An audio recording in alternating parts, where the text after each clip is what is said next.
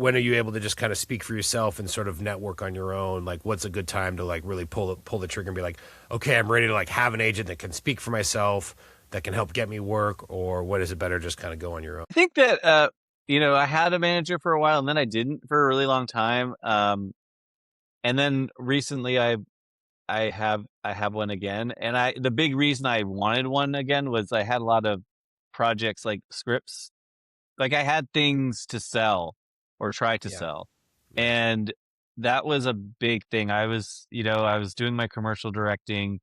That was like putting food on the table, and I just didn't feel like I needed one until I was like, well, I have these other projects that it would be good to have someone that can kind of pull the strings. For me, like I think reps are great, um, but no one's ever going to work harder than you will for yourself. I think it's pretty obvious when you need a rep.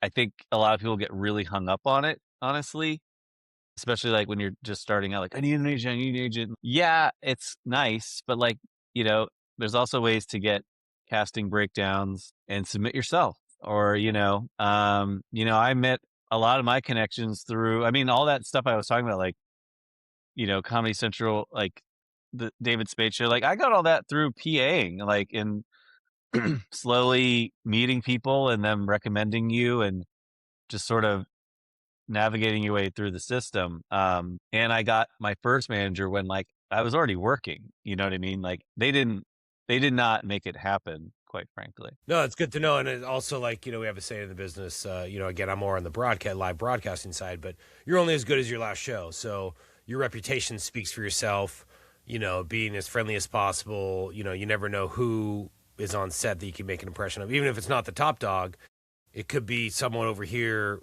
in the art department or in the camera department that could recommend you to someone else or whatnot, or they have their own project that they could hire you for. So, yeah, I mean, I think that just speaks to just put your best foot forward, and your Yeah. work ethic and your passion will speak for itself. I mean, I really think like one thing that I look back at now, like, in my late 20s, mid 20s, like I should have, my big advice always for anyone is like to be ready, because there were so many people I met at that time that like I think really would have helped me. And they even said like, if you ever got anything, let me know. And I was like, okay. Like, and I had nothing. I had literally nothing, no scripts, no like pitches. I just like, and I'm doing fine now, but like, I think, you just really need to be ready, and it can be really hard to motivate yourself to write something when you think no one's going to read it, but you just really don't know when the opportunity is going to come up. So have that thing ready. Be Yeah. ready. Well, especially if you don't have a deadline or a thing to turn Right. it Yeah. into. If you're just kind of open ended, like, hey, I want to write this script, but there's nothing to push you to be like, well, you got to get it in by this time. If it's Yeah. just a labor of love, I got that's advice for why. that too, though. Oh, yes. What I did, Just do it. Do it no, now. I paid someone to like meet Oh, with me once a week. I knew for oh, me, like a financial aspect yeah. would do it. And I had a friend who was Interesting. a screenwriting teacher, Oh, and I was like, well, I don't that's want to take awesome. your class, but I'll pay you the same that you charge, and I just want to meet with you an hour a week, and like I'll be accountable.